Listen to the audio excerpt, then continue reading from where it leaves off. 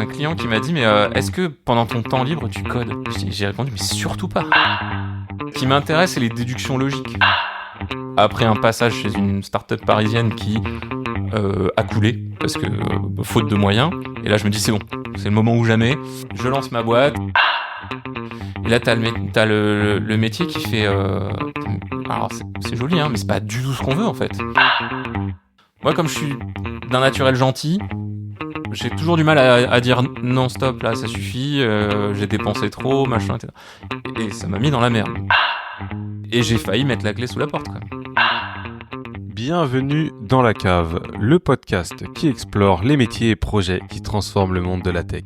Je suis Pascal Maria et aujourd'hui je reçois Pierre Ségalen. Créer son entreprise, c'est rarement un long fleuve tranquille. Il partage avec nous sans filtre comment il est passé de développeur à dirigeant, la création de son offre, ses premiers pas pour décrocher des clients, la galère qui a failli tout faire capoter et surtout les leçons qui ont changé sa façon d'entreprendre. Merci à tous ceux qui m'ont encouragé jusque-là, vos messages me donnent une énergie de dingue. On est déjà à l'épisode 10, le temps passe extrêmement vite. Si tu veux comprendre l'envers du décor d'une création d'entreprise, c'est l'épisode à ne pas manquer. Si cet épisode te plaît, pense à liker et partager pour soutenir le podcast. Allez, c'est parti. Salut Pierre, est-ce que tu vas bien ? Salut Pascal, oui ça va bien. Trop bien, est-ce que tu peux te présenter ? Alors je m'appelle Pierre Ségalen, ça fait un peu plus de 20 ans que je suis dans l'informatique et j'ai créé ma société qui s'appelle 12. Je l'ai créée en juillet 2020, juste en sortie de Covid quoi. Le 12 décembre 2020, non ? Non, pas le 12 décembre 2020. Non, le 2 juillet. Le 2 juillet, 2020. d'accord. Bon, après, on verra après pour l'explication du chiffre 12. Vaste sujet. Vaste sujet. Comment ça se fait que tu es tombé dans le développement ? Dans le développement, je suis tombé un peu par hasard et même un peu par élimination dans le développement.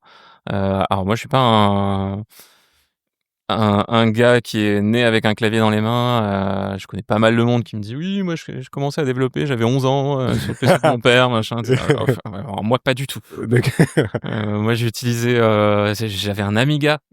C'est pas mal déjà. Hein. J'ai jamais rien fait d'autre que des jeux dessus. D'accord. Donc t'as joué, t'as pas créé des jeux, mais t'as joué. Non, ouais. Okay. J'ai pas mal joué, un peu comme tout le monde. À mon époque, j'ai eu une NES, une Super NES. Je fais pas mal de jeux vidéo, donc j'étais un peu, je baignais un peu pas dans l'informatique, mais dans le jeu vidéo.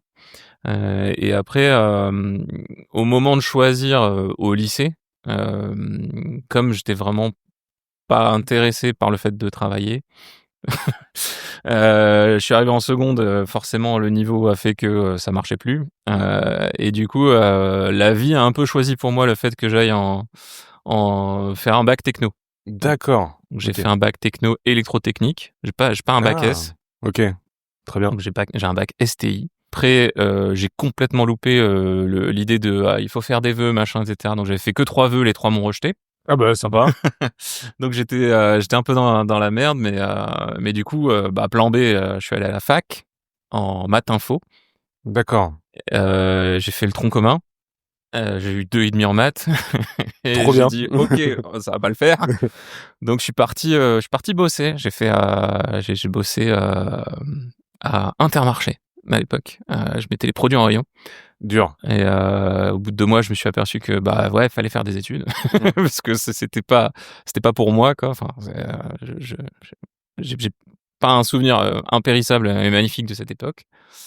Et du coup, l'année suivante, je m'y suis pris un peu plus en amont pour faire mes vœux. J'en ai fait une quinzaine cette fois-ci. Ah oui. Et parmi la quinzaine, j'ai été accepté notamment en IUT, en service et réseau de communication. Alors, c'est pas exactement de l'informatique. Okay. T'as de la com pratique, de la com théorique, des trucs hyper généralistes. T'as du droit, t'as plein de choses. T'as du multimédia, avec de la théorie du multimédia, des choses comme ça. T'as de l'infographie, du graphisme. Et t'as aussi un peu de réseau, avec les couches du modèle OSI, machin, etc. Et t'as un tout petit peu, mais vraiment un tout petit peu, d'informatique. D'accord. Donc un peu de Java, un peu d'algorithmie. C'est comme ça que je m'y suis mis, entre guillemets. Ok. Donc j'ai réussi à avoir ce DUT-là, et après de postuler pour un IUP qui me parlait bien parce que pour le coup c'est virage à 90 degrés, hein, puisque je suis parti dans un IUP micro-informatique machine embarquée, donc je suis parti très bas, et après Tu remontes. DESS, système multimédia et communicant, et là pour le D'accord. coup c'est en fait presque tous les pans de l'informatique entre guillemets. Et ça, tu l'as fait en alternance. Celui-là je l'ai fait en alternance. Et Ouais. t'étais chez qui du coup J'étais chez Siemens Transportation Systems. D'accord, donc ça s'y prêtait bien avec ce que tu avais fait déjà dans le passé, où il y avait de l'embarqué ou ce genre de choses? Ouais, ben en fait, par exemple, pendant mon IUP, le stage de quatrième année, donc de maîtrise, je l'ai fait chez Valeo. D'accord. Valeo Système d'essuyage. Chez Valeo, j'ai fait du portage. Ils avaient des vieilles feuilles de calcul, des trucs comme ça, au format Excel, ou alors des vieux programmes en Fortran. En Fortran, pardon. Dur. Ce genre de choses. Et il se trouve que ça allait limiter pour pas mal de fonctionnalités. Ils avaient du mal à les diffuser en interne. D'accord. Et du coup, mon job, ça avait été d'initialiser une espèce d'intranet et de porter quelques feuilles de calcul pour que tout le monde puisse l'utiliser, en fait, D'accord. dans la boîte, enfin dans Ok. le centre de recherche. C'est dans un centre de recherche, un centre de R&D. Ok. À Trappes. Non, pas à Trappes, pardon, à La Verrière, qui est après Trappes. D'accord. Et du coup, j'y ai passé 5 mois à faire du PHP à l'époque. Mon DESS en alternance, j'ai été notamment pris grâce plutôt à ce stage-là, puisqu'il fallait faire du reverse engineering sur une solution de gestion électronique de documents qu'ils avaient commandé quelques années plus tôt, à une boîte qui s'était fait racheter par Xerox.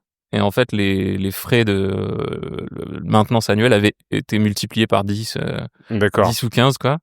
C'était un client lourd qui les empêchait de passer à autre chose que NT4 pour plein de postes. Et donc, en fait, ça posait vraiment pas mal de soucis. Donc NT4, ouais, c'est un système Windows d'exploitation, ouais. Ouais, oui, tout à fait. C'est Windows, mais Windows Pro, entre guillemets. Oui, exact. C'est un peu l'ancêtre à une époque, il y avait Windows, il y avait la différence entre Windows 8 Home Edition, entre guillemets, et Pro Edition. Exactement. À cette époque-là, on avait plus Windows 98 pour les particuliers et Windows NT4 pour les pros, quoi. Exact. Et du coup, ils étaient un peu bloqués dans le passé à cause de ça. Du coup, c'était un programme, je sais même pas quel était le langage employé pour le programme, parce que j'avais pas accès aux sources. Sympa. J'avais juste le client lourd. J'ai dû regarder ce qu'il faisait, jouer avec. D'accord. Tu peux ouvrir les DLL et puis regarder un peu. Même pas. Même pas. D'accord. Même pas, en fait. C'est obfusqué. En tout cas, à l'époque, je savais pas faire ce genre de choses. Ah, d'accord. Donc, je suis parti en mode j'observe ce qu'il fait et je refais la même chose. Allez, au talent. Voilà, exactement. Donc, en contrat d'apprentissage en DESS. Trop bien. Et du coup, le but, c'était d'en faire un intranet web pour qu'il y ait plus de problèmes de compatibilité, etc. Et c'était fait au sein de mon équipe, c'était l'équipe bureautique. Qui faisait majoritairement leur boulot, c'était majoritairement faire des macros Excel en VBA. Donc, quand j'ai fait mon choix technologique, je leur ai dit, comme vous êtes très Microsoft, on peut faire du .NET. Donc, ils m'ont dit, c'est bien. Et je dis, du coup, le .NET, c'est C#. Ils m'ont dit, ah non, on va faire plutôt du VB.NET parce qu'on fait du VBA. Ah oui, dur. Mais donc, non. j'ai commencé, si. Dur. Le premier jour avec ma chef, on est parti à la Fnac et elle m'a acheté un gros pavé, un gros bouquin, ASP.NET avec VBNet. C'est trop bien. Donc. Et du coup, j'ai bouffé le bouquin le plus vite possible et je suis parti direct en mode j'ai le client lourd à gauche, je reproduis en ASP.NET à droite. Donc, le modèle de données, machin, etc. La base de données existante, c'était du Oracle. D'accord. Et il fallait le migrer vers du SQL Server. Donc, en plus, il fallait faire tous les scripts de migration. Attends, mais toi, t'étais tout seul à faire ça ou j'avais ma chef qui était DBA. D'accord. Donc, elle s'est occupée de tout ce qui était script de migration, etc. dans une moindre mesure. Il a fallu que je l'aide sur pas mal de choses. D'accord. Mais par contre, au niveau applicatif, j'étais complètement livré à moi-même en mode vas-y démerde-toi, fais un truc qui a l'air de marcher. Mais derrière, t'as dû après transmettre le bébé et expliquer ce que t'as fait à des personnes qui connaissaient pas du tout le bébé, quoi. Du tout. Trop bien. Pour un stage, c'est quand même, au moins c'est bien. T'apprends pas mal de choses. Ah bah oui, quand même, mais carrément. D'ailleurs, pour ma soutenance, ça m'avait beaucoup fait rire parce que j'ai déroulé toute ma soutenance, machin, etc. Pas une seule question, tout le monde est écouté et tout. Et à la fin, session des questions, le directeur de la formation qui me dit vous avez pas mis dans vos slides le pourcentage de code réutilisé. Je dis bah 0. J'avais pas le code. From scratch. J'avais pas le code, donc 0. C'est bon ça. Là, il y a eu un blanc et voilà, j'ai eu 19. Ça valait une bonne note. Ouais, carrément. Et du coup, donc ça, là, t'as ton diplôme. Tu restes dans la même boîte ou tu décides de voir autre chose? La boîte me fait une offre de job. La boîte était à Montrouge. Dans le 92? Ouais, dans le 92. Je sortais de 5 ans d'études à Paris. J'avais qu'une seule certitude, c'est que je voulais pas rester à Paris. Donc je leur ai dit non. Je me suis fait à moitié engueuler par toute l'équipe qui m'a dit ouais, tu te rends compte. À l'époque, je voulais déjà descendre sur Bordeaux. D'accord. Ouais, tu te rends compte, à Bordeaux, tu trouveras pas de job. Dans l'informatique, c'est tout bouché, il y a rien du tout, machin, etc. Non, mais en plus, on te fait une offre de fou, tu devrais rester et tout. Et c'est vrai que pendant une grande période, je me suis demandé si j'avais pas fait une connerie. Mais la réflexion était toute bête. C'était, je me disais, à partir du moment où je commence ma carrière sur Paris, je vais galérer à fond pour descendre après, quoi. C'est vrai que tu vas avoir des projets peut-être un peu plus intéressants parce que le marché il est un peu plus dynamique et derrière après tu auras plus d'expérience et si tu redescends pour après avoir moins d'expérience, ouais. Moi, je comprends. Je sentais que ça allait être un piège entre guillemets, que j'allais me faire enfermé sur ce mode-là, et puis je me voyais pas continuer à vivre à Paris, quoi. 5 ans d'études à Paris, pour moi, c'était mon max, quoi. Ouais, c'est compliqué. C'était mon max. Tu vivais dans Paris ou périphérie? J'ai commencé à la CTU d'Antony. D'accord. Ça, c'est très rigolo d'ailleurs. J'arrive à la CTU d'Antony depuis mon avion avec mon sac de sport. La meuf qui me dit oh, ça va, vous êtes costaud. Je fais pourquoi? Elle me dit parce qu'il y a du racket dans votre bâtiment, mais ils vous embêteront pas. Tu fais, oh la vache. Merci, bienvenue à Paris. Et bon, j'y suis pas resté très longtemps parce que j'ai connu à l'époque celle qui est devenue ma femme. On s'est connus le premier jour de l'IUT et on a emménagé assez vite ensemble à Chaville, qui était pas loin de Versailles. Et après, on a déménagé on a habité à Agnières-sur-Seine. Donc, à la limite entre Agnières-sur-Seine et Bois-Colombes. D'accord. Et on a passé 4 ans dans cet appart. Je me disais, non, j'ai pas envie de rester là. Ça. Ouais. Et puis, on commence à parler de faire des enfants, machin, etc. Et je voulais pas, c'est très con, hein, mais j'ai réussi quand même à le faire. Je voulais pas que mon premier enfant naisse en appartement. Moi, j'ai passé presque toute ma vie dans des apparts. D'accord. Et, je voulais pas de ça pour mon gamin, quoi. Et quand t'es arrivé sur Bordeaux, déjà est-ce que c'était difficile de trouver du travail et est-ce que t'as eu ce que tu voulais en termes de projet et J'ai commencé ma recherche. Les premiers mois, c'était un peu chaud parce que je trouvais vraiment pas grand-chose. Et effectivement, je me suis demandé longtemps si j'avais pas fait une connerie. Mais t'as cherché à Bordeaux quand t'es arrivé à Bordeaux? Ouais. Ah oui, d'accord. Ok. Oui, parce qu'en fait, j'ai fait mon contrat d'apprentissage jusqu'en septembre. D'accord. Et en septembre, j'ai enchaîné avec la soutenance. Et juste après la soutenance, je suis parti à Bordeaux et j'ai emménagé le 15 septembre, quoi. Ah oui. Mais du coup à poil, enfin pas de job, pas de possibilité. J'avais fait un contrat d'apprentissage, donc j'étais supposé avoir des droits au chômage. À l'époque, c'était les ACEDIC. Elle avait pas la case. Ah oui. Donc c'était compliqué. Puis j'avais commencé à chercher NPE, APEC, machin, etc. Puis j'ai fini par trouver une petite ESN qui cherchait du monde. J'y suis rentré. Et là, ça s'est bien passé, mais sans plus. En fait, les 3 premiers mois, j'étais en intercontrat. Ah, d'accord. Donc là, pareil. Tu te dis, je commence ma carrière. Bon, je je suis en CDI, donc tout va bien. T'es payé, Ma mais période d'essai a été consolidée, donc tout va bien, machin, etc. Mais par contre, je commence par 3 mois d'intercontrat. Gros doute, quoi. Ouais, dur. Ils finissent par me trouver une mission de 3 semaines. Je fais bien, ça va pas le faire.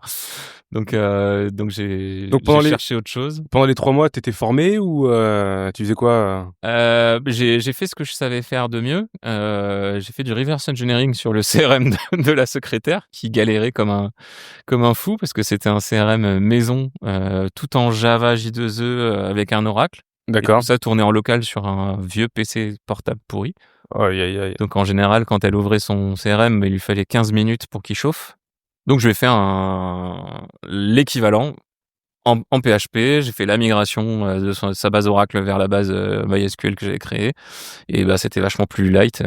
Et en 10 secondes, elle avait ses données, quoi. Ok. Le matin. Du coup, après ce job, à la fin, pendant mes 3 semaines de mission, je reprends ma recherche. Et là, en fait, magique. À partir du moment où tu as déjà eu un premier job à mettre sur ton CV, et ben en fait, à l'époque, les grosses ESN, elles attendaient que ça. Je le savais pas, mais elles attendaient que ça.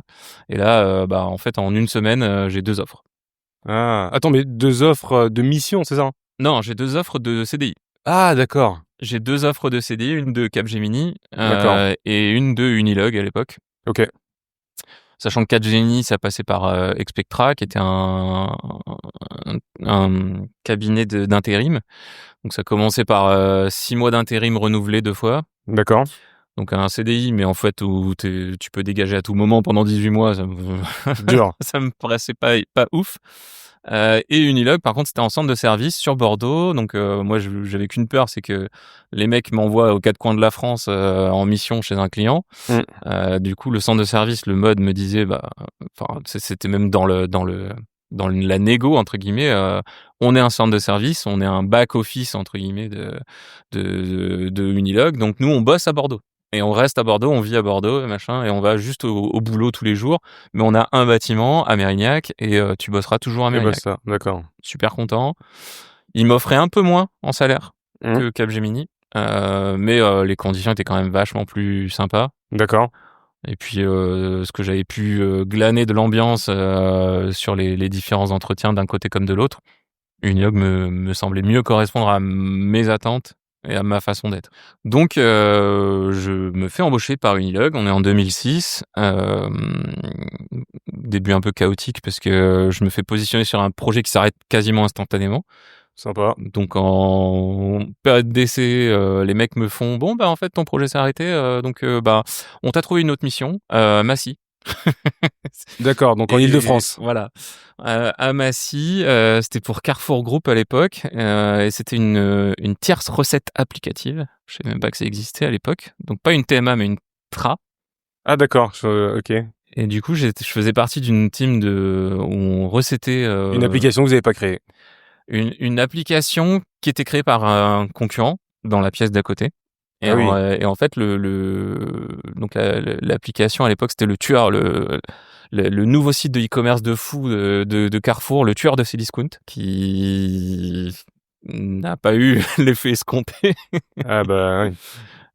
Mais la difficulté, c'était que on avait une pression de malade. Les Parisiens bossaient 6 jours par semaine. 6 jours. Ouais. Donc il y avait une équipe du samedi, une équipe du dimanche. Moi, j'étais supposé commencer à 8h, y compris le lundi matin. Donc, ça veut dire qu'il fallait que je prenne le train à 4h30, je crois. 4h15, je crois que j'avais le TGV à 4h45 ou un truc Mais comme ça. qu'est-ce que c'est que ça? Et le soir, il fallait pas partir avant 20h. Non, mais c'était un truc de malade. Et donc, pas avant 20h. Donc, en fait, le vendredi soir, j'étais chez moi, il était 1h du mat', quoi. Donc c'était une boucherie sans nom, des horaires à rallonge, une pression de malade et pas de boulot à faire. Genre rien du tout. Quoi? Et en fait, c'était une recette. Donc recette, c'est tu cliques. Tous les scénarios, ils étaient bloqués, mais tous. C'est-à-dire que moi, j'avais 45 scénarios à dérouler. Et mes 45 scénarios, je les ai déroulés. Donc je suis resté. Cette mission a duré 4 semaines, je crois. Première semaine, 3e jour. Mes 45 scénarios bloqués. Alors bloqué parce qu'il n'y avait pas les développements qui parce qu'ils étaient tous foirés, quoi. Ah tout d'accord. était planté. Ok, trop bien. Donc là, il manquait des trucs, ça plantait, machin, etc. toute cette pression pour ça, quoi. Et toute cette pression, et la pression, c'était objectif 40 cas de tests par jour passés. Et sauf que moi, 3e jour, j'ai plus rien à faire.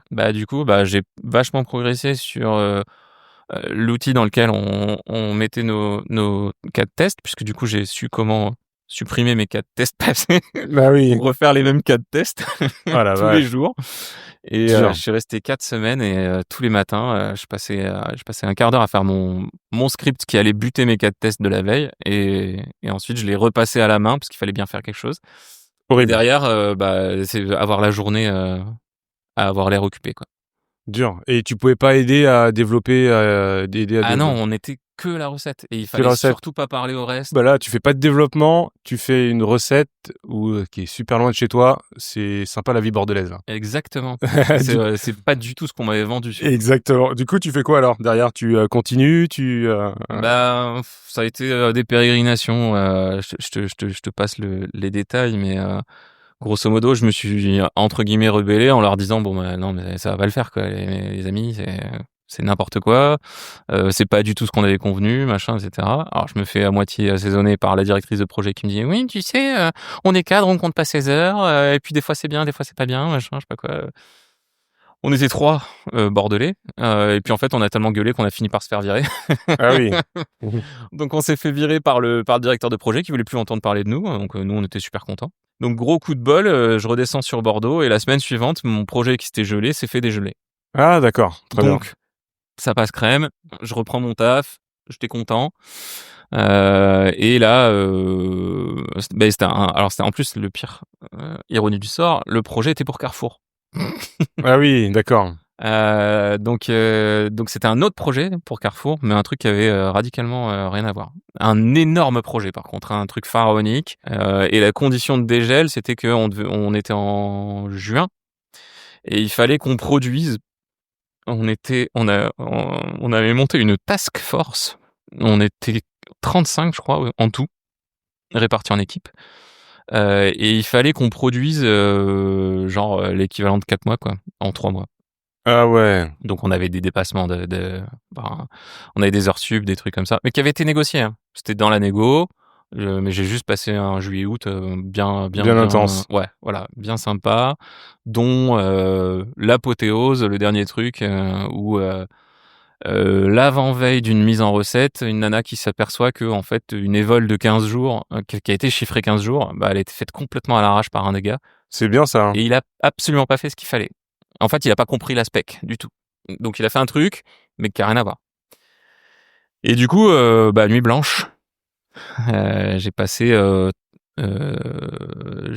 33 heures d'affilée au boulot. Oh la vache. Donc là, frustration extrême. Du coup, c'était violent. L'erreur de quelqu'un, toi tu restes. Ouais, c'était violent. Et c'est là où j'ai fait ma plus grande découverte de ce que peut donner comme débilité la bureaucratie d'un projet informatique.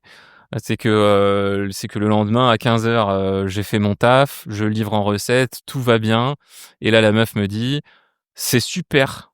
Franchement, le boulot que t'as fait, c'est génial. On n'a pas le temps de tester, donc ça partira comme ça en prod. Oh la vache, mais non. Et ça partira. Donc le bug est parti en prod, ma correction, elle est restée en recette. Et du coup, ils ont mis, je crois que le cycle de livraison, c'était 1 mois. Donc en fait, ma nuit blanche, j'aurais pu ne pas la faire. S'il m'avait juste prévenu qu'en fait ça servait à rien. Donc, mais celle-là, dès comme ça, j'en ai eu un paquet, hein. Tu sais, le chef de projet qui dit je veux ça vendredi soir sur mon bureau sans faute, et vendredi soir, au moment où tu lui files, il te dit très bien. Par contre, je regarderai ça à mon retour de vacances dans 3 semaines. Oh là là là. Et ça, mais le nombre de trucs que j'ai eu comme ça. Donc là, on arrive à comprendre un peu petit à petit pourquoi tu t'es mis en freelance et comment ça commence à pointer le bout de son nez, quoi. Ouais. Alors chez Unilog, qui est devenu Logica CMG, qui est devenu Logica, qui est devenu maintenant CGI, il s'est fait racheter par CGI. Oui. J'y suis resté 4 ans et demi. Dans les 4 ans et demi, j'ai fait plein de trucs, y compris monter une offre groupe à destination de toutes les BU du groupe. Ah oui. J'ai monté un centre de service d'évaluation de la qualité logicielle externalisé. Ah, sympa. Donc sur ce qu'on appelle un APM, Application Portfolio Management. C'est des suites logicielles où tu mets toute ta base de code dans une espèce de moulinette. D'accord. Et elle va en sortir plein de Recommandations, de la notation dans des notes. Alors des notes et aussi des métriques, plein de métriques différentes sur c'est quoi la complexité cyclomatique moyenne de tes fonctions, etc. Il le fait Sonar, non? Il le fait, ouais. Okay. Mais là c'est des trucs où en fait c'est one shot. D'accord. Et tu t'essayes d'extraire dans un PowerPoint un peu un état de l'art entre guillemets du projet, l'état où il est, la qualité globale, différents axes d'amélioration, des choses comme ça. D'accord, ok. Donc à l'époque c'était vendu comme une prestation supplémentaire, genre ils avaient des projets sur lesquels ils se fritaient un peu avec les clients sur la qualité. Bon ils nous les envoyaient et nous on était supposé être l'œil à peu près objectif de la qualité produite. On avait aussi le truc inverse, une TMA qui démarre sur un sujet qui n'a pas été fait en interne, qui a été fait par un concurrent, et du coup on nous l'envoyait, on faisait un audit qualité du coup, et on ramenait le truc en disant globalement c'est risqué, globalement la qualité est pas là, machin, etc. Pareil, plein de choses comme ça. Trop bien. Et on l'a fait à l'international puisqu'on a bossé sur des projets pour des mecs à Singapour, des mecs au Danemark, des mecs en Hollande. On a eu des projets de partout, quoi. Trop bien. Et toute cette expérience-là, toi, tu l'as apprécié, ça t'a... C'était vachement galvanisant, quoi. D'accord. Tu montes un truc, déjà, moi c'est une composante entre guillemets de ma personnalité. Je m'éclate jamais plus que quand je me jette sur un truc que je sais pas faire. Et souvent, quand j'ai pas le droit à l'erreur, c'est même encore mieux, entre guillemets. C'est-à-dire qu'en fait, moi, c'est un peu... Il y a pas mal de monde qui me pose la question de si je suis un passionné de l'informatique ou du développement. Et en fait, pas du tout. Je me suis aperçu de ça il y a pas très longtemps, parce que j'ai un client qui m'a dit mais est-ce que pendant ton temps libre tu codes? J'ai répondu mais surtout pas. Surtout pas. C'est bon ça. Je peux éventuellement coder et ça m'arrive assez souvent des choses qui sont pas vendues à des clients, mais c'est dans l'optique d'en faire quelque chose dont je vais pouvoir retirer un bénéfice quelque part. D'accord.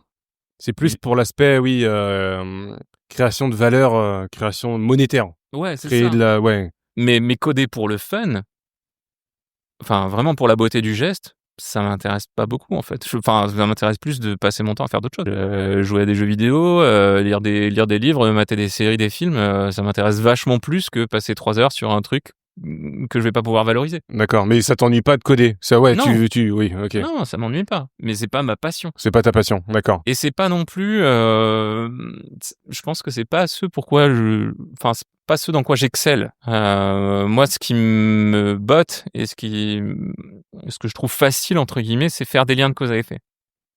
C'est-à-dire? Par exemple, tu m'expliques là où je suis très bon, par exemple, c'est trouver un bug sur un code qui est pas à moi. Mais un truc bien coineux, bien pourri, bien genre ça arrive une fois tous les 37 clics, machin, D'accord. etc. Si c'est pas un truc vraiment très technique, que c'est fonctionnel, métier, en fait, je vais être assez doué pour arriver à isoler l'endroit d'où ça vient, arriver à isoler les conditions de reproduction, et du coup arriver à isoler la source, la cause. D'accord. Arriver à faire itérativement et Ce qui avancer. m'intéresse, c'est les déductions logiques. La logique et faire des liens de cause à effet, rapprocher des choses qui n'ont pas l'air d'être liées naturellement.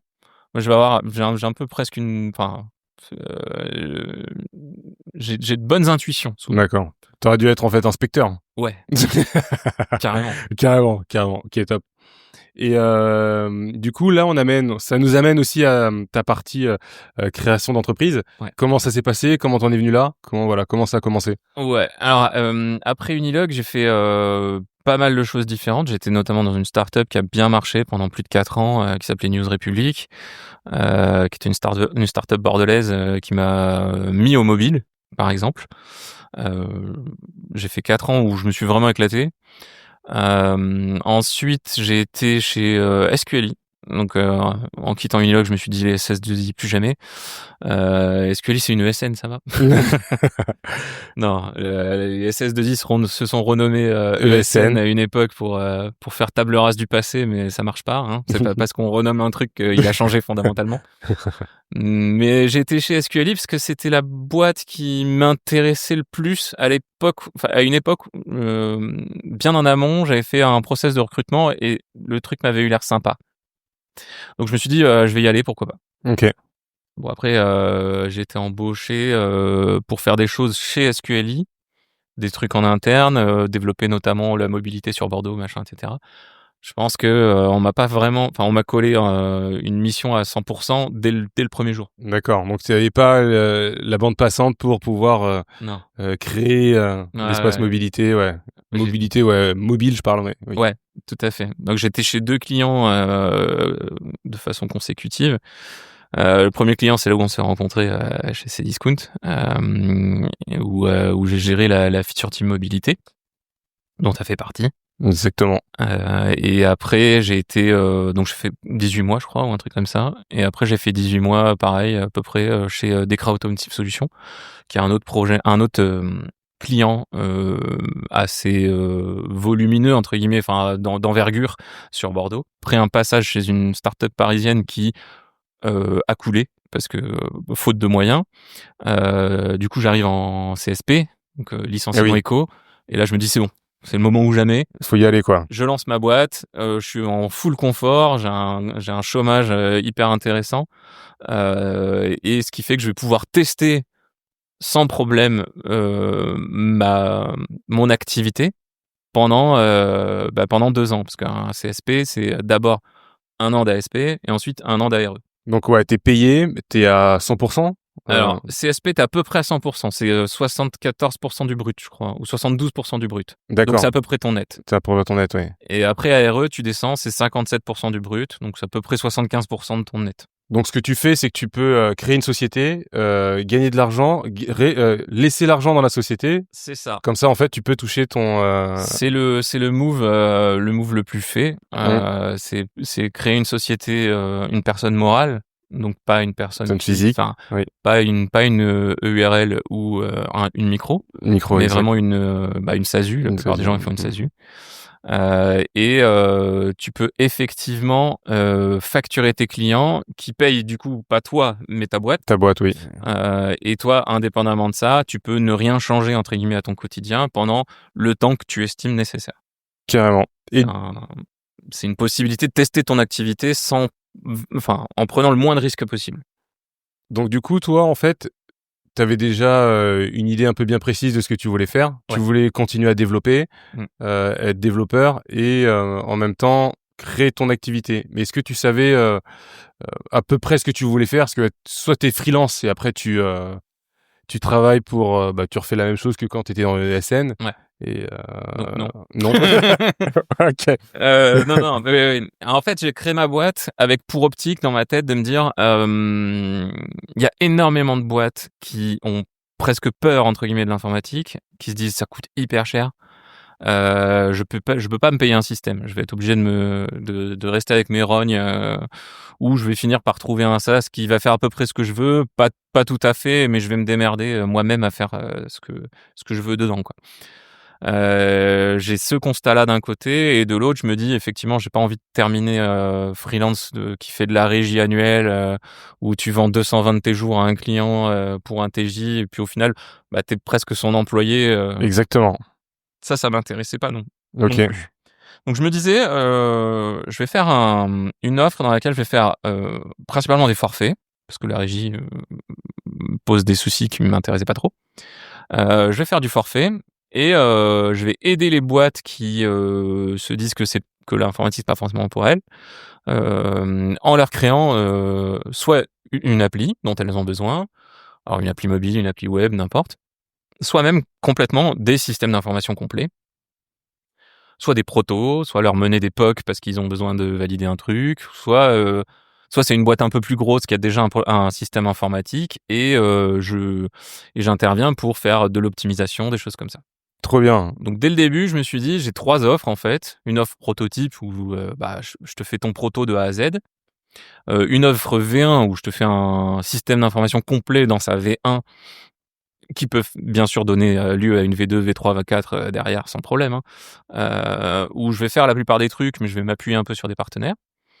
Et une offre industrialisation où je peux me ramener sur ton système et mettre une espèce de d'œil un peu critique et puis te dire moi si j'étais à ta place je ferais ce genre de choses, peut-être que cette appli là et celle-là peut-être vous avez pas besoin d'en avoir deux, peut-être ça pourrait être intéressant de mener un projet pour en faire qu'une seule qui fasse les deux et du coup rapprocher les deux systèmes, ce serait plus simple, machin, enfin tu vois, et faire des genres d'audits et voir aussi du coaching d'équipe en place sur des sujets techniques qu'elle maîtriserait pas, quoi. D'accord. Donc là, en fait, tu as trouvé une idée. Tu as cette idée-là où, par rapport à le constat que tu as vu de par ton expérience, Ouais. comment tu fais maintenant pour la commercialiser? Et premier truc, je commence du coup mon activité en me disant je vais commencer à me faire connaître, machin, etc. Et premier truc, comme je me suis dit que je fais pas de régie, je trouve une mission en régie. D'accord. Donc premier truc, alors j'ai créé en juillet 2020 et quand tu commences, c'est vrai que c'est un peu difficile d'arriver à trouver des projets, des machins, des choses comme ça. Donc novembre 2020 arrive. Alors je donnais des cours à côté, donc j'étais pas non plus à temps plein sur mon projet. Je donnais des cours en école d'ingé. Mais novembre 2020 arrive et là je trouve vraiment pas de forfait, enfin pas de clients ou de prospects qui soient vraiment intéressés par le fait d'avoir une appli ou autre.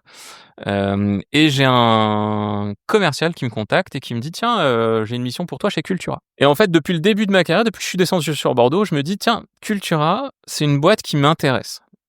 Je me suis dit ça m'intéresse de voir comment elle fonctionne de l'intérieur. J'ai toujours eu Cultura dans mon viseur. Dans ton viseur, d'accord. Mais j'ai jamais postulé non plus, machin. Et là je me dis c'est l'occasion. Donc je passe l'entretien, tout se passe comme sur des roulettes. Et du coup Cultura, on est en janvier 2021. Cultura me confie une étude. Et c'est aussi pour ça que ça m'a intéressé, parce que je me suis dit, c'est pas de la régie à proprement parler. Elle me confie une étude sur repenser complètement sa stratégie mobile autour de React Native et de React. Sachant que moi, plusieurs années auparavant, donc quand on était chez Cdiscount, j'ai commencé le React Native quand ça venait juste de sortir. De sortir, exact. J'ai fait un POC, je me suis vite accroché au truc et depuis j'ai pas lâché. Donc là à l'heure actuelle, React Native est sorti en mars 2015. Moi j'en fais depuis novembre 2015. Donc je commence à avoir de la bouteille sur React Native, donc je commence à être efficace, je commence à être... Donc ça faisait quoi? Ça faisait 5 ans? Parce que là, quand l'offre avec Cultura, c'était en 2021. 2021, d'accord. Ouais, ça faisait 5 ans. D'accord. Et du coup, je commence à avoir un retour aussi d'un point de vue React Web, parce que j'ai commencé par React Native, j'ai pas commencé par React Web. Et du coup, je commence à avoir une vision un peu claire de comment tu peux un peu mêler les deux. Ou en tout cas créer une stratégie qui ait du sens pour une boîte aussi grosse que Cultura avec un système d'information aussi gros, quoi. Donc j'arrive, ils me font bosser radicalement sur autre chose. Comme toujours, c'est marrant ça. J'arrive, ils me disent on a un outil, il est en Angular, on n'arrive pas à le maintenir, refais-nous-le en React. Je me retrouve reporté plusieurs années en arrière, donc reverse engineering d'un truc dont j'ai pas les sources. Enfin, j'ai les sources, mais c'est de l'Angular et je touche pas à ça. Et du coup, tu dis pas non, tu dis pas là en fait, parce que là t'as quand même les rênes. Non, parce qu'en fait, il me le présente comme c'est une façon d'entamer la stratégie de refonte parce qu'en fait, à l'heure actuelle, on n'a pas de React et comme on veut aller vers du React et du React Native, c'est un premier projet React. Donc, initialise tous les trucs. Donc, d'accord. Ok, pourquoi pas. Donc, j'initialise un premier repo, j'initialise un template, j'initialise une première CI, j'initialise même une lib de composants réutilisables, redistribuables que je mets sur le repo interne, machin, etc. Donc tout ça a été fait dans le cadre de la création de la refonte d'un portail qui permet de gérer en magasin les différents devices.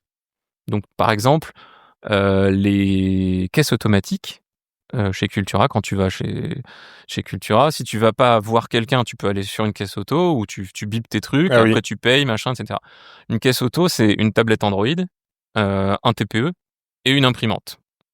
Les trois, chacun a son adresse IP. Et en fait, le système a besoin de savoir ces trois adresses IP pour pouvoir notamment faire en sorte que quand la tablette dit « Tiens, il faut payer », que ce soit ce bon terminal, le bon TPE, oui. et que le TPE, une fois qu'il dit tiens, il a payé, il imprime, il imprime sur la bonne imprimante. Exact. Sinon, si tu te mets sur la caisse 28, que tu veux payer, c'est mais un ça problème. va sur le TPE 12, Il y a un petit problème. ça va pas le faire. Donc ce portail sert principalement à ça, à faire tout le paramétrage de tous les magasins et de toutes les caisses auto, etc. Et à l'époque, ils me font bosser aussi sur un autre truc radicalement différent. Alors là, je me suis éclaté. Je fais des trucs, encore une fois, des trucs que je savais pas faire du tout. Au moment où j'ai dit oui, pas de problème. Donc là, on est vraiment quand même décorrélé de l'offre que tu proposes. Mais carrément, mais D'accord. complètement. Mais là, toi, ça te va. Là, t'es OK. Ben là, en fait, je m'amuse, entre guillemets. Okay. Je vois Cultura de l'intérieur. C'est un truc, c'était un de mes objectifs de carrière, entre guillemets, sur Bordeaux. Donc ça m'intéresse. En plus, c'est plutôt sympa parce que à l'époque, Cultura vient de changer de siège.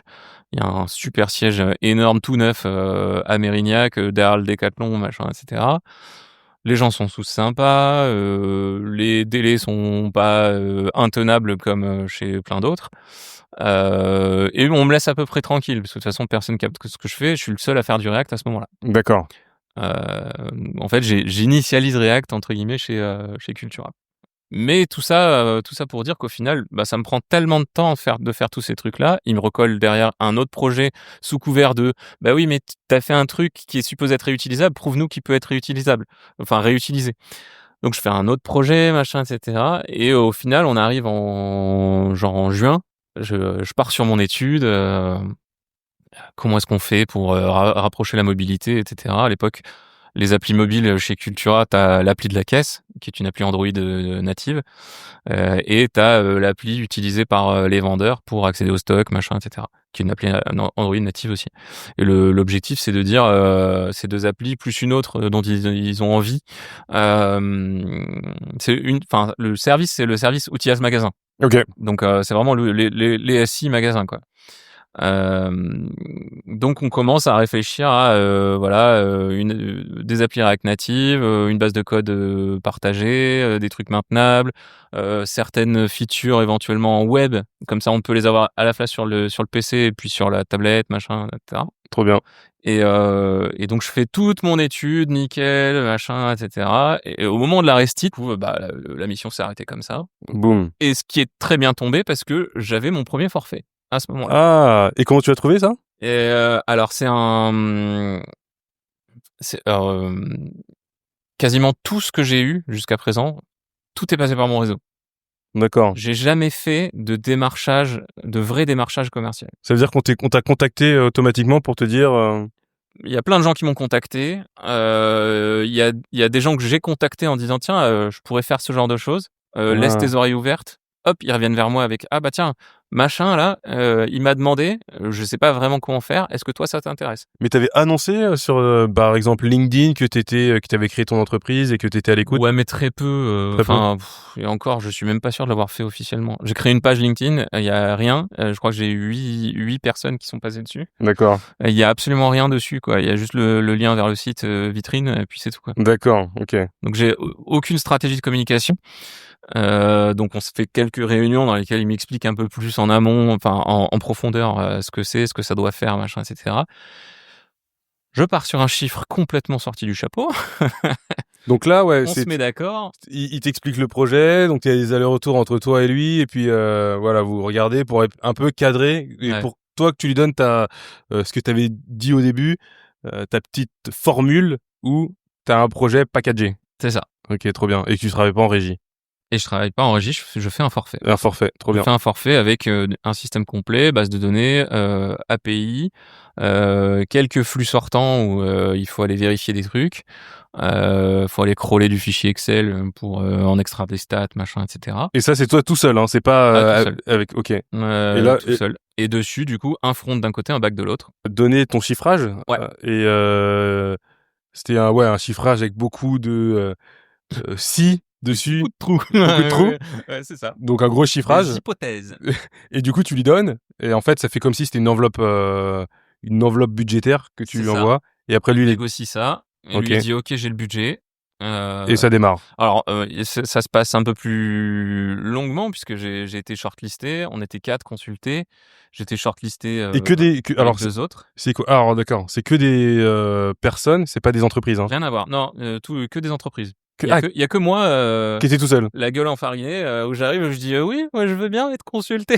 Ah, Et d'accord. je suis inséré dans la consultation au chausse-pied par le père du pote de mon fils, quoi. D'accord. Après, l'avantage que je trouve, c'est qu'au moins, il y a un seul interlocuteur. T'es tout ben seul. oui. Moi, c'est comme ça que je les aborde. Je leur Mais- dis, mais on est local, je Oui. suis à côté de vous, je peux venir vous voir quand vous avez besoin, et quand vous voulez, et on peut avancer main dans la main. 2, c'est moi qui fais tout, de A à Z. Donc, si vous avez une question, bah, c'est moi qui ai la réponse, normalement. Exact. Et puis 3, j'ai vraiment envie que ça marche, donc je vais me démener, quoi. Je vais me démener. Mais il y a un petit revers de médaille, c'est si toi, parce que je te le souhaite pas, tu as un accident ou tu es Ouais. malade ou tu pars en vacances, là, il y a plus rien. C'est le premier truc qui me sort. Bah oui, c'est sûr. Le premier truc qui me sort, c'est tu te rends compte du danger qu'il y a. Si tu meurs demain, on n'a plus rien. Ok, ok, ils sont les plus forts. Ouais. Ils sont les plus forts que moi. Ok. Et je leur dis, bah oui, bon, je compte pas mourir demain. Et puis, oui, c'est un risque, machin, etc. Et bon, il s'ensuit, on Donc t'as en pas a un- discuté plusieurs fois, D'accord. machin, etc. Tu leur as pas dit, c'est de trouver un subterfuge pour les rassurer je peux donner la continuité à quelqu'un d'autre, quelqu'un suit mon travail, etc. Non, toi c'est. Je voulais pas forcément trop entrer dans des trucs que j'étais pas en mesure de tenir. Ah d'accord. Et à l'époque, j'avais vraiment personne d'autre à qui confier quoi que ce soit. D'accord. Et du coup, non. Ok. Je suis pas parti sur ce mode-là. Vu la taille du projet, même si ça peut être pharaonique, la façon à l'époque qu'on avait d'envisager le truc, on n'allait pas faire l'outillage de A à Z, enfin Ah, il y allait avoir des itérations. en bout, voilà. Tu pourrais faire des livraisons. Exactement. Ok. Je leur ai livré une première version fonctionnelle, mais qui n'outillait pas tout le processus. Et D'accord. là, on a fait des lots complémentaires d'évolution où on a un peu plus outillé le processus. Et là, tu aurais pu aussi, toi, recruter pour pouvoir absorber la charge. Ah ouais, c'est ce que j'ai fini par faire. Alors, c'est pas recruter, mais j'ai pris des sous-traitants. D'accord. Donc des freelances. Ouais, des freelances. Donc maintenant, c'est toi le SN. Vraiment pas. Je- Genre vraiment pas. Non, j'ai pris un premier freelance à la base pour m'aider sur ce sujet-là et surtout sur un autre sujet que j'ai eu juste après. D'accord. Parce que du coup, octobre 2021, je signe avec eux. Je leur livre la première version fonctionnelle en mars 2022. Et en avril 2022, je me fais contacter par le mec qui m'a placé chez Cultura, le commercial, pas le mec de chez Cultura, D'accord. qui me dit j'ai ma sœur qui vient d'être recrutée en tant que directrice commerciale par un club de rugby pro, et elle voudrait mettre en place une appli destination des partenaires. Alors je fais ouais, cool. Et il me dit pour l'instant elle a qu'une propale d'un de ses partenaires et elle comprend rien à la propale. Est-ce que tu peux pas juste mater la propale, lui dire ce que t'en penses et si tu veux faire une contre-proposition, fais-la quoi. D'accord. Donc là, Ok, pas de problème. il t'intègre dans le process. C'est ça. C'est plus un process un peu de recherche de personnes, mais toi, t'es pas rémunéré là-dessus. Toi, tu donnes ton conseil et après tu refais une autre propale. Ok. Ouais, complètement. C'est Réponse. en mode pure perte entre guillemets. Pure perte, oui. En mode j'aide un pote. Bon, on n'est pas potes, mais en tout cas j'aide sa sœur. Donc toi, t'es copain avec lui, mais lui, il le sait pas en fait, c'est ça. Ouais. Non, vu son markup, on n'était pas potes. Ok. Non, mais Disons que c'est plus, voilà, c'est le réseau, quoi. C'est comme ça que marche le réseau. C'est t'as un Exactement. contact, ce contact te pose une question, t'investis un peu de temps dessus, tu lui apportes une réponse satisfaisante.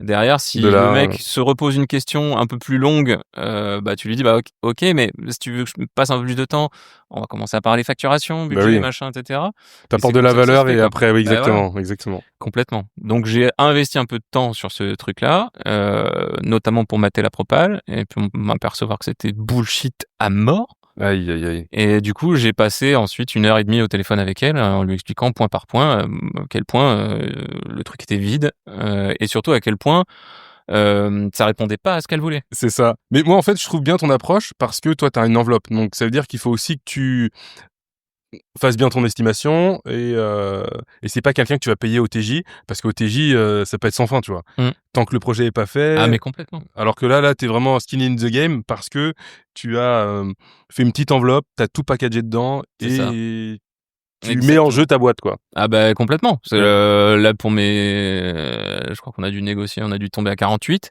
Oh, ça va. Pour mes 48, je sais que j'en ai au moins pour 6 mois. Bon, finalement, j'en ai eu pour 6 mois. Ok. Mais tu vois, 6 mois à 48, c'est pas énorme non C'est pas plus. énorme, c'est pas énorme. Hein, Avec les charges, etc. c'est ça. Si t'as besoin d'autres personnes, c'est pas du Alors tout. non, la première version, j'ai tout C'est fait tout seul. Ouais. Ok, très bien. Donc j'ai tout fait par moi-même. Et pareil de côté club de rugby, où là j'ai quand même un peu plus chiffré parce qu'il y a un peu plus de boulot aussi, avec des gros flux genre de Salesforce machin, des flux de billetterie, des trucs un peu punchy, et surtout une appli mobile au milieu, quoi. C'est-à-dire que c'est pas un front web et un front office web et un back office web, c'est un back office web pour administrer le système, mais c'est une appli mobile en front, quoi. Trop bien. Donc c'est quelque chose, au moins c'est un bon showcase pour le CV, quoi. Ouais, bah carrément. Et Mm. surtout système complet avec plusieurs centaines d'utilisateurs, et ils bossent dedans, quoi. Enfin, c'est leur outil de travail au quotidien, et ils me la font, comment dire? Pour la préparation d'une saison à l'autre, ils Mm. me font désactiver l'appli en juillet, une fois que la saison Et est terminé. terminée, Mm. et ils me la font réactiver quand on est prêt, en général en septembre. D'accord. Et ben pendant toute cette période-là, les partenaires les engueulent parce qu'ils n'ont pas accès à l'appli. Ah oui, d'accord. Donc ça veut dire qu'il l'utilise vraiment, quoi. Donc ouais, Elle est dès très qu'il y a un importante. truc dès que ils ont fait enfin dès qu'il y a un problème, genre par exemple avec la synchro de la billetterie, je le sais tout de suite parce que les mecs ils les appellent et leur disent: «Mais j'ai pas mes billets, comment c'est possible, machin, truc». En fait, les mecs ils sont vraiment sur l'appli, quoi. Carrément. Ça, grosse Donc ça fait satisfaction. plaisir déjà. Exactement. Ouais. Et du coup, ça veut dire que, est-ce que c'est pas difficile quand toi t'es tout seul de travailler avec un client où il te demande constamment de faire, tu sais, des allers-retours. Mmh. Toi, tu dois montrer, tu dois faire des démos, tu dois cadrer le besoin, etc. Ouais. Est-ce qu'il n'y a pas C'est super chaud. Ah ouais, Ça dépend des clients, ok. mais là j'en ai un que j'ai ouvert en janvier là par exemple. Euh, le client trou noir, quoi. Il m'a aspiré toute mon énergie, tout mon temps, tout, et avec alors on veut ça, mais en fait, mais ça plutôt comme ça, et puis ça, en fait finalement ça on le veut pas, machin. Et moi comme je suis d'un naturel gentil, j'ai toujours du mal à dire non stop là ça suffit, j'ai dépensé trop, machin, etc. Et ça m'a mis dans la merde, par le passé notamment. En 2023, j'ai fait une année presque blanche, où royalement, au niveau annuel, je me suis payé 7 500 balles. Oh la vache. Et là, t'étais Donc, plus sur CSP, ASP, t'étais plus dessus. non, que dalle. Mes revenus 2023, c'est 7 500 balles. On n'est pas loin du RSA, quoi. Et j'ai failli mettre la clé sous la porte, quoi. Et ça, c'était dû à quoi, ça? C'était quoi? Alors, il y a eu plusieurs facteurs. Déjà, j'avais pris un premier sous-traitant en 2022, sur la fin de 2022. J'en ai pris un deuxième début 2023. Parce que dans le pipe, j'avais de très grosses évolutions, notamment sur un client, mon client dans le rugby, qui m'a fait bosser sur des sujets sur lesquels, à la base, je lui ai dit que c'était pas forcément trop à moi de les adresser et que je serais pas vraiment très efficace. Il m'a D'accord. dit: «Non, mais on se fait confiance, machin, on se tape dans la main, truc, bidule, chouette». Et il a commencé à me faire bosser sur un truc où, en fait, si tu veux, je savais que pour être au rendez-vous par rapport au délai, j'étais obligé de commencer bien en amont de la signature, entre guillemets. D'accord. Et je lui ai dit. Et il me dit non mais t'inquiète, on bosse ensemble, on se fait confiance, il y a pas de souci, vas-y. Je lui dis attention, j'engage des dépenses. Vas-y, engage tes dépenses, il y a pas de problème, machin, etc. Je sens la douille arriver là. Et bien sûr, au moment de payer. signer le devis, Ah, de signer, oui. une semaine avant la livraison, Ah là là là là là là là là. le mec me dit mais c'est beaucoup trop. C'est pas du tout ça que j'avais en tête. Je dis même t'es gentil, mais j'ai déjà dépensé en sous-traitance, j'ai machin, je me suis engagé sur des trucs. Et j'ai dépensé surtout en termes de temps. Le sujet m'a pris énormément de temps que j'ai pas pu du coup passer sur d'autres projets sujets. Bah que oui. j'ai pas pu vendre du coup. Et ce qui fait que j'ai fini mon année avec un CA en hausse, avec des coûts de sous-traitants, enfin d'achat de prestations en explosion totale. Et le mec, il a fallu que je négocie comme un fou pour me faire payer quelque chose déjà de base. Parce que le mec à la base il était en mode oh mais non mais en fait comme on s'est pas compris on va tout annuler. Non, on va pas tout annuler mon gars, j'ai déjà dépensé 40 000 balles quoi. Oui machin truc etc. Et en fait il m'a pour ce projet là qui m'a bouffé presque 6 mois de mon année, il m'a payé un peu moins que ce que j'ai payé mes sous-traitants. Donc douleur. Oh la galère. Douleur totale. S'ensuit donc 2023, année horrible. 2024 se passe beaucoup mieux parce que c'est plus. Du coup, tu continues avec ce client-là? Ouais, je continue quand même parce que déjà je bosse avec lui depuis 2022. Et sans moi son truc ne marche. Enfin, ça va exploser tôt ou tard quoi. Donc j'ai un gros handicap qu'on appelle une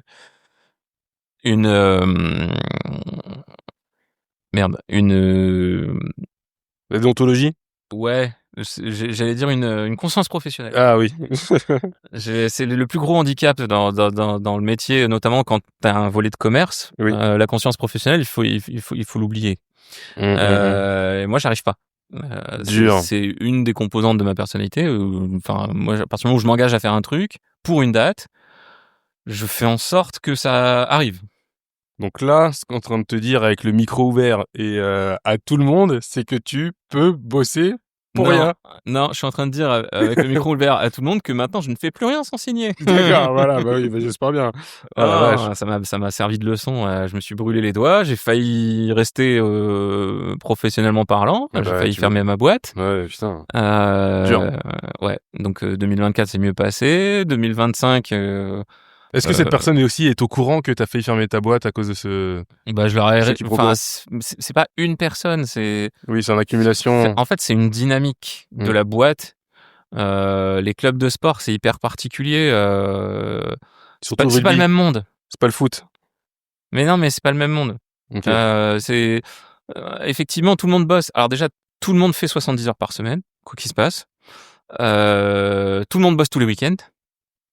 C'est un milieu dans lequel c'est normal, c'est un travail passion, c'est presque comme les jeux vidéo. Ah d'accord. Les jeux vidéo, au début de ma carrière, je me suis dit tiens, j'irais bien bosser pour un éditeur de jeux vidéo. Putain, faites jamais ça, si vous voulez de la thune, faites jamais ça. C'est ultra violent comme milieu. Et surtout, comme c'est un métier passion, en fait, on estime que tu vas tout donner parce que c'est ta passion. Bon. Et là, en fait, moi, je suis presque un dommage collatéral entre guillemets. C'est-à-dire que, en fait, je bossais avec des directeurs de département, et notamment un directeur de département, enfin une directrice de département, qui a engagé sa responsabilité, alors qu'elle avait pas le fin mot sur les budgets en fait. C'était ça le problème de base. Le problème de base, c'est qu'elle m'a dit vas-y, on se fait confiance. Mais en fait, au moment de payer, il a fallu qu'elle demande au DAF en disant tu peux me valider tel truc. Et le DAF a dit mais jamais je valide un montant pareil quoi. Donc vraiment, ce que j'en ai retiré, c'est ça que j'allais te demander. Oui. Je ne fais plus rien sans devis signé. D'accord. Et comment ça, c'est sûr déjà carrément. Mais comment du coup tu fais pour fixer tes prix? Est-ce que tu as trouvé quelque chose pour un peu avoir un prix un peu plus safe et avoir une marge? pas réellement. En fait, la plupart des clients que j'ai sont des boîtes qui sont pas dans l'IT. D'accord. Donc c'est des boîtes où il y a la plupart du temps pas de DSI, il y a pas de dev, il y a pas de mec qui ait la culture entre guillemets de l'informatique et de ce que c'est qu'un projet informatique. D'accord. Donc toutes ces boîtes là, en fait, si tu veux, quand elles t'exposent un besoin, elles y ont réfléchi qu'en termes de c'est quoi mon métier, qu'est-ce qu'il faudrait que ça fasse, grosso modo, machin, etc. Donc en fait, une expression de besoin d'une boîte comme ça, il y a toujours énormément de zones d'ombre qui viennent du fait que elles, c'est leur métier, donc elles savent. Elles se disent ça, c'est normal, c'est intuitif, c'est sous-entendu. Et toi, t'arrives et c'est pas ton métier. C'est l'une des raisons pour lesquelles je fais ce métier aussi. Ça m'intéresse parce que à chaque projet, je change de métier. Ouais, c'est bien. Tu te plonges dans un métier différent et t'apprends plein de choses derrière. C'est ça. J'ai créé un truc sur les C2E. Je suis devenu ingénieur en efficacité énergétique. Alors, je suis loin d'être ingénieur en efficacité énergétique. J'ai un problème d'isolation peut-être qu'on pourra voir tout à l'heure, mais voilà. mais par contre, je me suis vachement intéressé et documenté sur le sujet et forcément, de toute façon, à partir du moment où tu dois construire un système, il faut que tu en saisisses le fonctionnel. La grosse difficulté, c'est que quand on vient me voir avec une expression de besoin, elle est jamais complète. Du coup, chiffres l'incertitude. Je chiffre ce qu'on m'a exprimé. Oui. Je me dis, ok, je me fais un fichier Excel, je fais une ligne par feature, à peu près. D'accord. Si jamais c'est un système un peu plus complexe, genre il y a des flux, des trucs comme ça, je mets une ligne pour techniquement combien ça va me prendre de temps me connecter à tel flux, me connecter à telle API, mettre en place tel webhook, construire tel système, machin, etc. Telle synchronisation, tel cron qui va tourner toutes les nuits pour faire une synchro de machin, etc. Je chiffre tous ces trucs-là. Déjà, première difficulté, je chiffre tous ces trucs-là par rapport à ce que moi je sais. Et que t'as compris. Et ce que moi j'ai compris. Et ce que moi je ferai. Exactement. Et comme maintenant j'ai des sous-traitants. Ah, d'accord. Souvent, je me retrouve enfin, j'ai pas le réflexe, en fait, de me dire, il faut que je fasse plus. Enfin, il faut que je monte un peu plus parce que mes sous-traitants n'ont pas forcément mon niveau. Et tu les consultes pas pour cette... Si. Si, ok. Si. Mais le problème, c'est que dans mes sous-traitants, en fait, mes deux sous-traitants, alors il y en a un avec qui je travaille plus trop, mais celui avec lequel je travaille le plus, il est issu de reconversion. D'accord. Et en fait, je l'ai récupéré, il avait 3 mois d'ancienneté dans son ancienne boîte, quoi. D'accord. Et c'était 3 mois d'expérience professionnelle. Ah oui, dur. Au moment où il a commencé à bosser avec moi. Ah oui. Donc il est très bon et franchement il évolue hyper vite. Ça fait 2 ans qu'on bosse ensemble maintenant et maintenant j'ai plein de sujets où là par exemple pour ma startup du groupe Vinci là, on a eu un énorme sujet qui est tombé en février. J'ai pas du tout eu le temps matériel de m'y pencher parce que j'avais 4 projets d'ouvert. 6 projets d'ouvert. Donc 6 projets en même temps du coup. Oui. Oh la vache. Mais là j'en ai 7 en ce moment. Donc j'avais 6 projets d'ouvert et donc ce truc-là est arrivé en mode il faut absolument le faire très vite, machin, etc. Et en fait, je lui ai confié le truc. De A à Z. Et lui... Alors pas de A à Z, parce que je suis quand même là pour... notamment parce que l'existant, je me suis un peu réché. J'ai construit une API en GraphQL. GraphQL, c'est génial. Oui. Pour dev. En prod, c'est un enfer. Problème de sécurité, il y a plein de choses. Ah non, mais en prod, c'est un enfer. C'est génial. Problème de performance, tu peux y avoir. La dev expérience est géniale. Je pense que le DevOps, tu lui parles de GraphQL, il te jette son clavier dans la tête. C'est sûr. Donc, ça a complexifié pas mal de choses, notamment côté API. Donc, le morceau API, j'ai dû le faire en catastrophe, entre guillemets, avant que lui se mette sur le truc, quoi. D'accord. Mais globalement, déjà il comprend très bien, il avance vite et surtout on est pas mal complémentaires. Moi, je suis très back au final, et lui est assez doué avec le front, avec le CSS, les machins, le style. Alors, ouais, lui c'est plus un forfait que tu fais avec lui, et toi tu fais. Alors pour le coup, c'est une régie. Ah, c'est une régie. Il me vend ses jours. D'accord. Et toi, ton objectif, c'est de rentrer dans tes clous parce que t'as vendu un forfait. C'est ça. Alors des fois c'est facile, des fois c'est moins facile, et surtout comme moi Alors, je reviens sur le « je suis gentil » entre guillemets. En fait, je fais passer l'humain avant pas mal de choses, D'accord, oui. y compris avant le business. Ce qui fait que avec ma faute entre guillemets, enfin mon excès de confiance en 2023, 2024 était bien meilleur, mais 2023 a laissé des séquelles. Bah, t'as appris de 2023 pour entamer 2024. Ouais, voilà. Mais il y a quand même eu, enfin en termes de trésor, ça a quand même fait un énorme trou et c'était super difficile. Mais tu vois, sur 2024, je considère que c'était une bonne année. Je l'ai plus payé que je me suis payé. Ah oui! Ah oui, dur. Ouais. Ah oui. Aussi parce que j'arrive pas à... Enfin, j'arrive pas. J'ai des difficultés quand je fais tu parlais de devis, machin, chiffrage, et cetera. Mmh. Comme moi, je fais souvent, j'essaye de faire au plus juste. Mais en fait, il faut pas faire au plus juste. Parce que quand tu fais au plus juste, t'as plus de marge d'erreur. Exactement. Et surtout, même si t'arrives à faire rentrer dedans, bah, t'as plus de marge tout court. Exactement. Et du coup, bah ouais, Et soit tu ça, travailles trop, voilà. ou soit tu payes trop ton Exactement. freelance. Et là, tu vois, donc début janvier, j'ai ouvert 3 projets pour 3 nouveaux clients Yes. en même temps. Et j'ai en même temps dans le mois eu 3 clients récurrents qui m'ont collé des trucs urgents. Oh là là. Donc j'ai regardé tout à l'heure avant de venir parce que j'ai un logiciel pour tracer mon temps. Entre les vacances de Noël et les vacances de février, je suis parti en congé le 20 février, je crois, si je dis pas de bêtises. De mémoire, je crois que j'ai fait 67 jours au total. Ah oui, quand même. 67 fois 7 heures. C'est énorme. Bah, Ouais. c'est tous les week-ends, tous les soirs, parfois jusqu'à 2 heures du mat. Oh là là. Et c'est 6 contextes projets qui évoluent les uns par Avec rapport les aux autres. autres, et tu switches à longueur de journée, quoi. OK. Donc c'est pas... Enfin, déjà, c'est au-delà du fait que c'est pas tenable sur la durée, parce que Complètement. je l'ai explosé en vol. Grave. J'étais content de partir en vacances. Mmh. J'ai pas du tout repris sur le même rythme, heureusement. OK. Euh, Tu me rassures, hein. Ah non, non, mais par contre, voilà, t'as des fois des périodes de bourre, quoi. Ouais, ouais. Et des périodes où t'as de très fortes charges, quoi.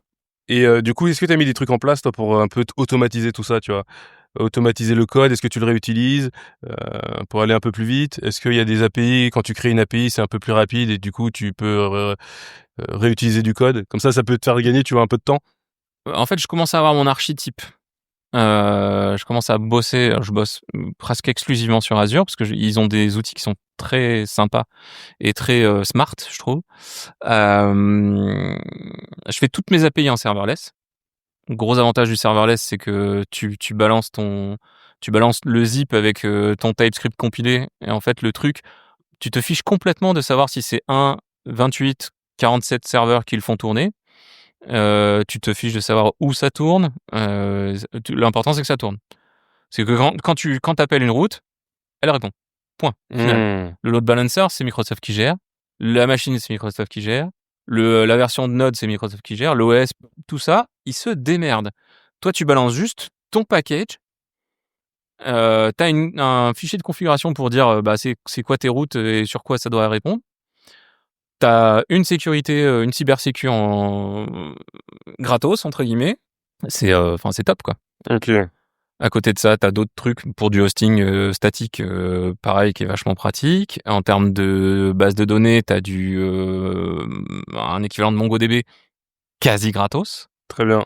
Quand t'as besoin de faire des calculs un peu plus énervés sur des centaines de milliers de lignes, par exemple, t'as ce qu'ils appellent le table storage. Le table storage, c'est un truc qui te permet de faire des tables dénormalisées. OK. Donc c'est un peu à mi-chemin entre une table SQL un peu vénère, tu vois. Ouais. Tu peux faire rentrer 200 Tera dedans, hein, quand même. Et tout ça pas cher? Quasi gratos. Ah oui, c'est pas mal. Avec un temps de latence en read qui est monumental. Monumental. Enfin, là à l'heure actuelle, j'ai des calculs, c'est le JavaScript qui rame. C'est pas le fait d'aller chercher les données. Ah ouais, la vache. C'est l'algo en JS qui rame, tu vois. Énorme. Et on parle de centaines de milliers d'enregistrements. Énorme.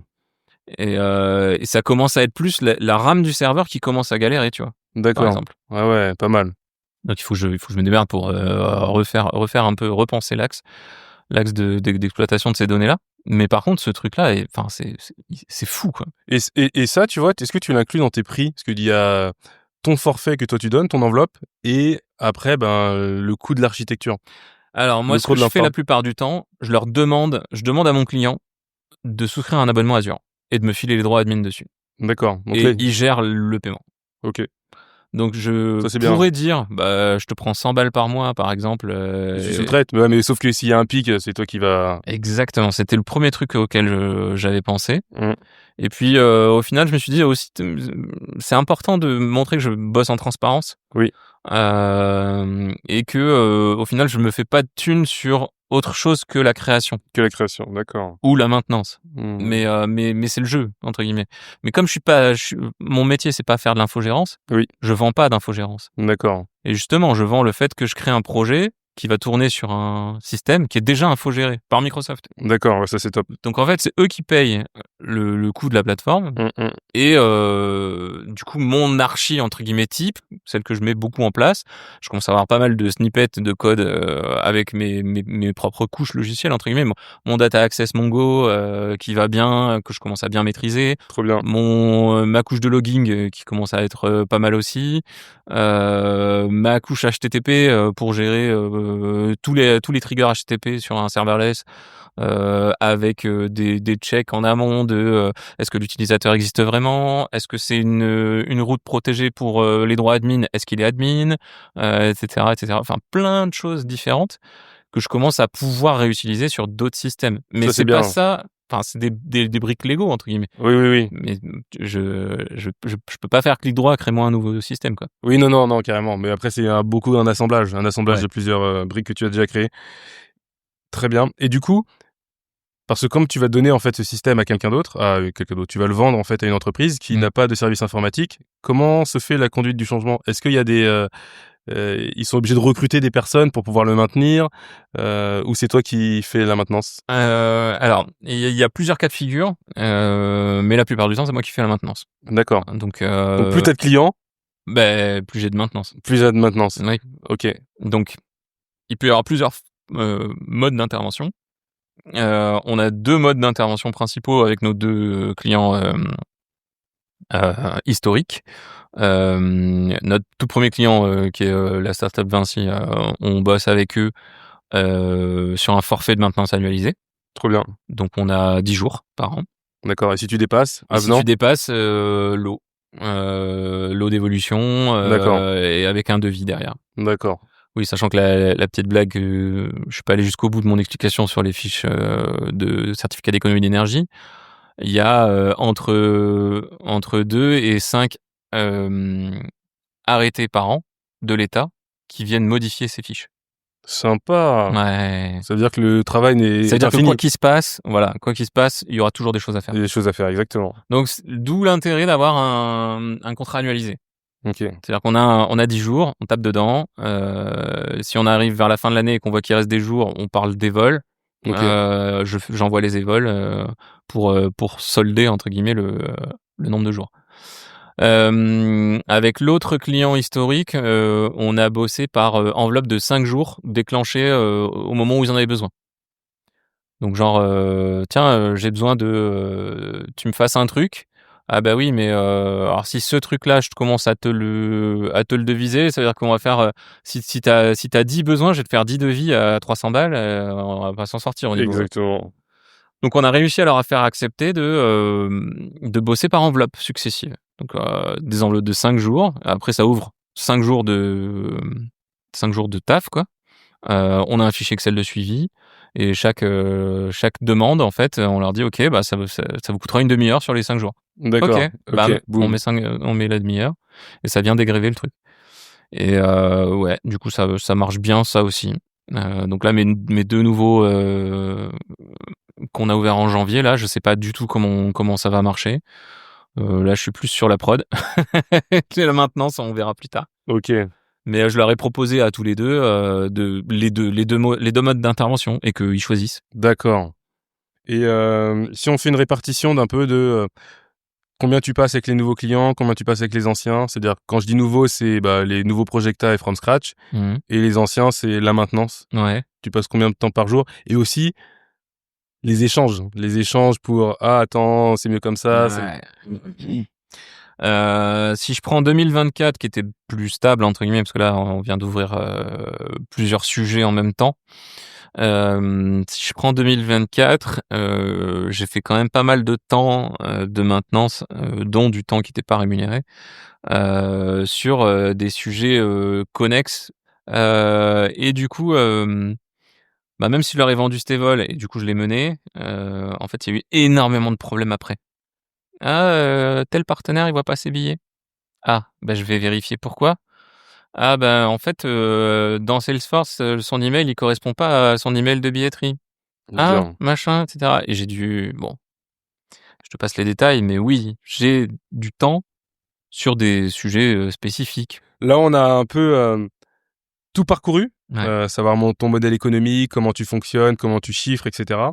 Est-ce que, parce que moi, franchement, je me dis que si tu créerais une ESN, t'aurais peut-être moins, tu serais peut-être plus soulagé, tu vois.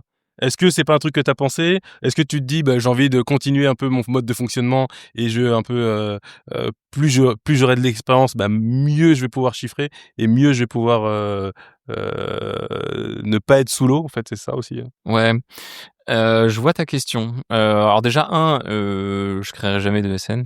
Enfin, c'est pas du tout mon ADN, quoi. Oui, Du ok. tout, du tout, du tout, du tout. Genre, vraiment pas du tout. Pourquoi? Mais peut-être un truc, tu sais, une peut-être plus petite structure. Avoir, Ouais, mais ouais, non, mais je vois ce que tu veux dire, mais être des gens comme toi, en moi, avoir 3 et dépiler, quoi. Et vous ouais, partagez les pertes en même je temps. serais super mal à l'aise d'envoyer un mec sur un projet que je connais pas. Tu vois, par exemple, c'est con, hein, Oui, oui, oui. mais je serais super mal à l'aise de confier une mission à quelqu'un sans pouvoir l'aider. Bon. ESN, non. Éditeur SaaS, par exemple, Voilà, plus, pourquoi pas? ok.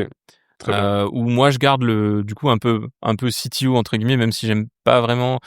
Je trouve que le CTO et les engineering managers, les choses comme ça, je trouve que c'est un métier qui est vraiment à part entière.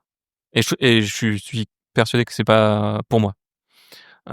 Pourquoi c'est dans quel sens on est plus. En fait, j'ai passé une grosse partie de ma carrière en ESN, et surtout tout le début, où on m'a expliqué très gentiment que, à partir du moment où je commençais à monter et à avoir de la Ouais, oui. progression, je devais faire le choix entre devenir expert technique ou chef de projet. Oui. Oui, oui. Et je disais: «Mais je peux rester développeur?» «Bah oui, mais tu montes pas». Voilà, Mais maintenant, pourquoi?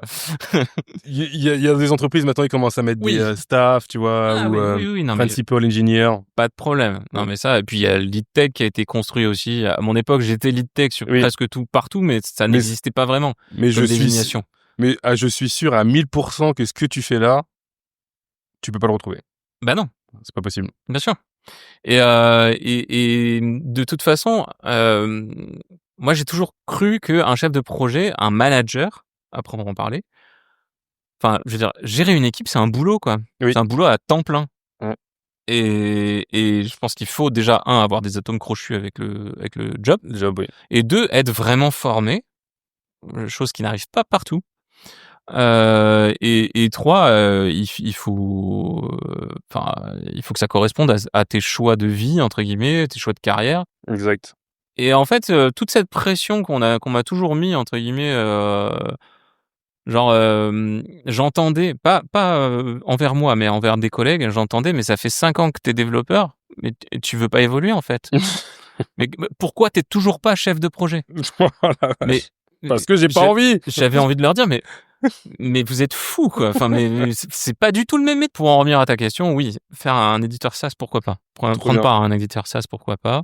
Après là, je commence à trouver mon modèle, je trouve. Trop bien. Je commence à bien marcher avec mon sous-traitant principal et je commence à réfléchir à des stratégies un peu plus smart, m'allier avec des partenaires qui peuvent m'amener, qui peuvent me «squeezer» l'avant-vente, entre guillemets. Ah, c'est pas mal ça.